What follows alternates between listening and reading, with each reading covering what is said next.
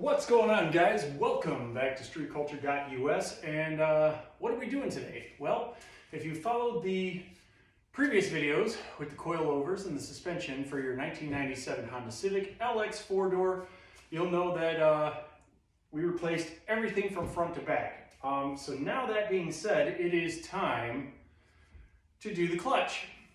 This vehicle has 320,000 miles on it, and it's definitely seen quite a bit of road mileage. They call it a moon car. After you get to so many miles, the car starts becoming so high in mileage that it could travel one way to the moon. So don't ask me what the mileage is to the moon, but yeah, let's get into it.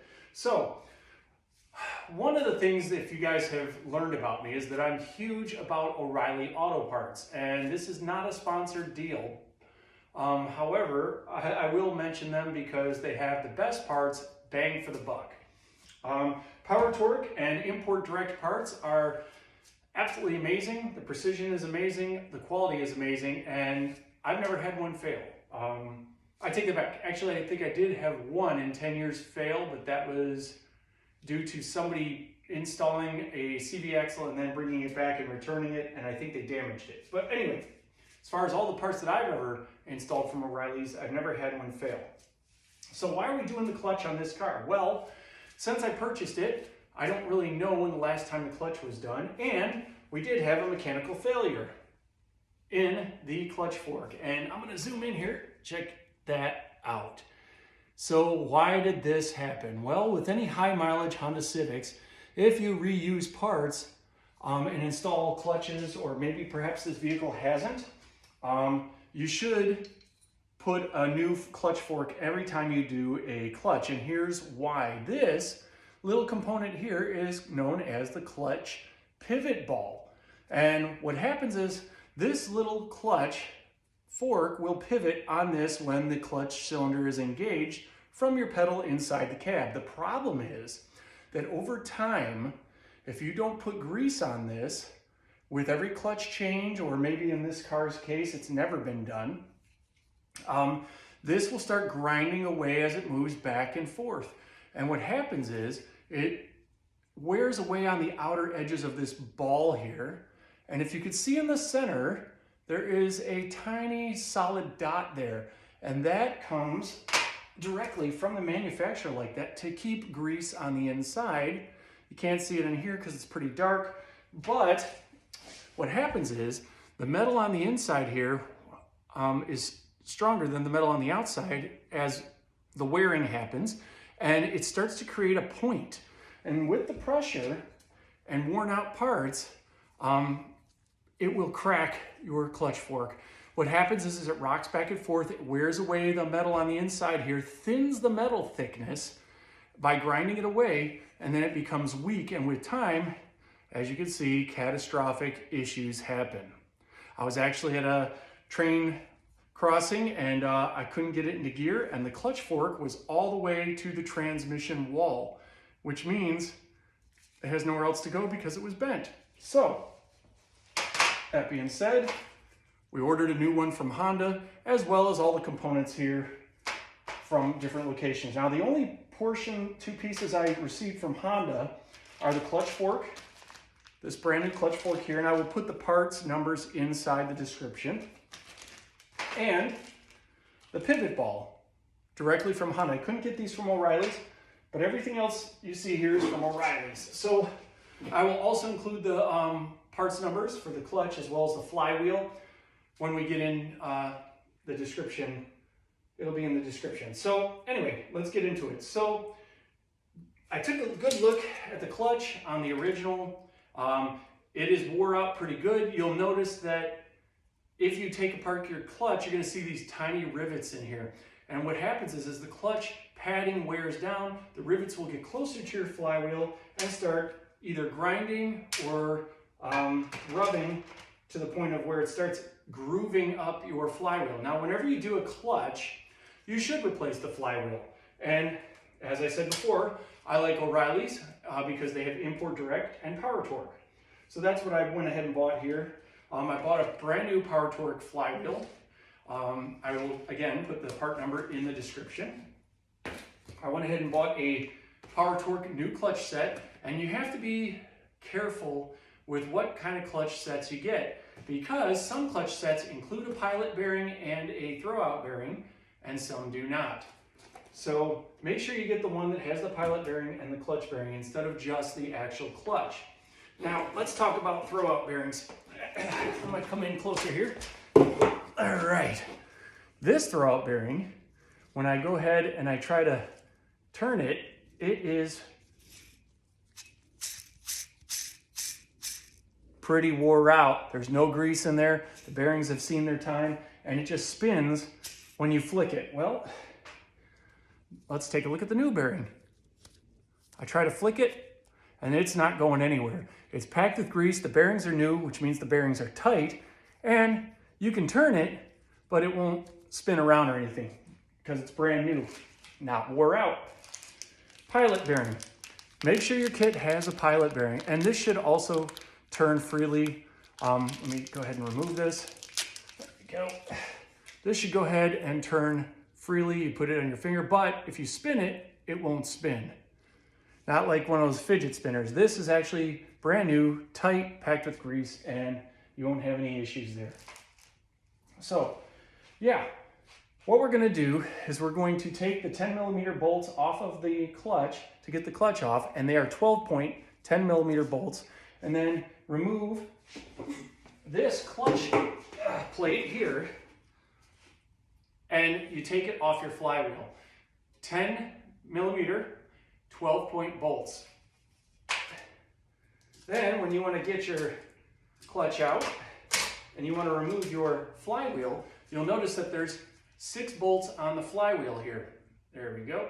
6 bolts. These are 17mm 12-point flywheel bolts. If you don't have the 12-point bolts, it is highly likely that they were replaced at some time with your standard hex head. So that being said, it could be 17 hex head or 17 12-point bolts. All right, so when you do a clutch, you absolutely should replace the flywheel because you don't want any of these previous grooves. Even if it looks smooth, guys, even if it looks smooth, which this one does, it has just a few touches here that the rivets had started making contact. Even so, you don't want to install it on your new clutch because once this starts tearing into the new clutch, it'll grind everything up pretty quick, shortening the life of your clutch, the new clutch. So another thing is you'll notice that these two clutches are a little bit different in diameter. I'd say probably about an inch in total. Now that's okay. Some clutches are a little bit wider in diameter and some are not. You will definitely see that this clutch is thicker, the new one, than the original old one, where the padding is. And the reason being is because, as I said before, this one is wearing out. So, being that this one is a bigger clutch in diameter and circumference, it will fill up the flywheel a little differently on the inside. It'll make a contact pattern that's a little wider. That's okay. So let's take a look at this clutch again. Another reason, and I don't know if the camera can pick it up, but another reason for going ahead and replacing is, yeah, there we go. We have some pieces that are shearing and shredding on the edges.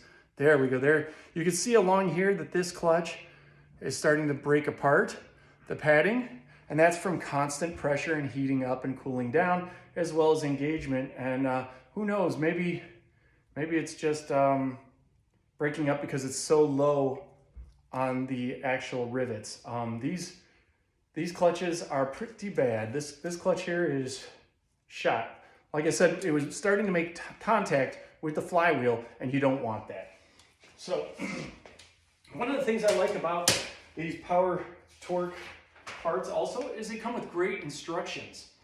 This one here being for the flywheel, and we have one here for the clutch assembly. So between the two of them, you're going to have a really good idea on how to get this done.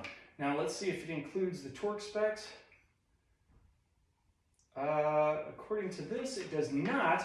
However, it's a simple look online, and if you're really concerned about it, on the back of the clutch set, there is a www.clutchtechsupport.com as well as a phone number that you can visit to find out what your torque ratings are and consult a technical expert.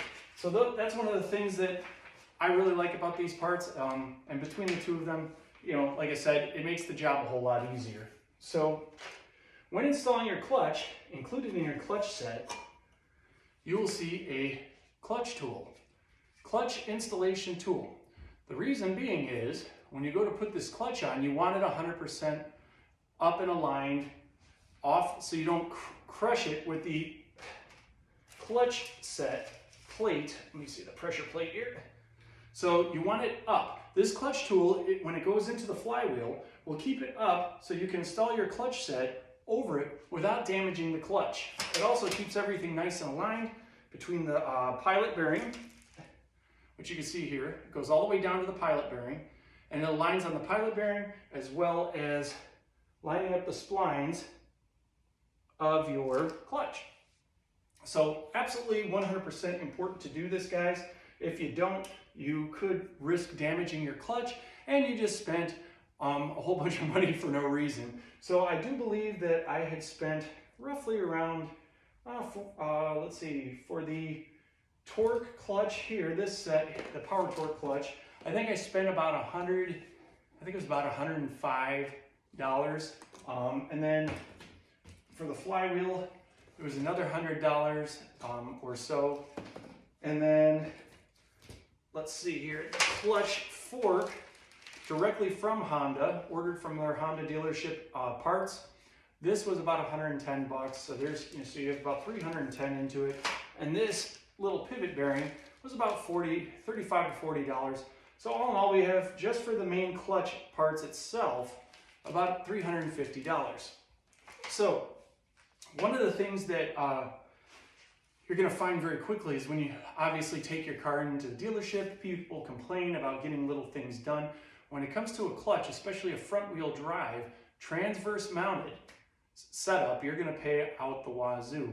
I do believe that Honda quoted me at about $4,500 to $4,700. That's parts and labor. Now the parts that they use are Honda OEM and much more expensive than our power torque parts, but same quality, okay? And the funny part is that they are most likely aftermarket parts, and who knows, it might be aftermarket, you know, from the same company that supplies power torque with their parts. They might be supplying to vehicles this old, because I don't think Honda makes them OEM, quote unquote, at their factory anymore. So yeah, how much time do I have into this right now? A couple days, and that's only because I've been doing it here and there, a couple hours here and there, after I get off of work. And I'm up in Chicago, so it's about, I don't know, 15 degrees out today, and we're inside the garage with the heater, with the turbo heater. So also had to take the transmission and get it cleaned because it was completely filthy. And for that, O'Reilly's also uses the engine degreaser from Gunk.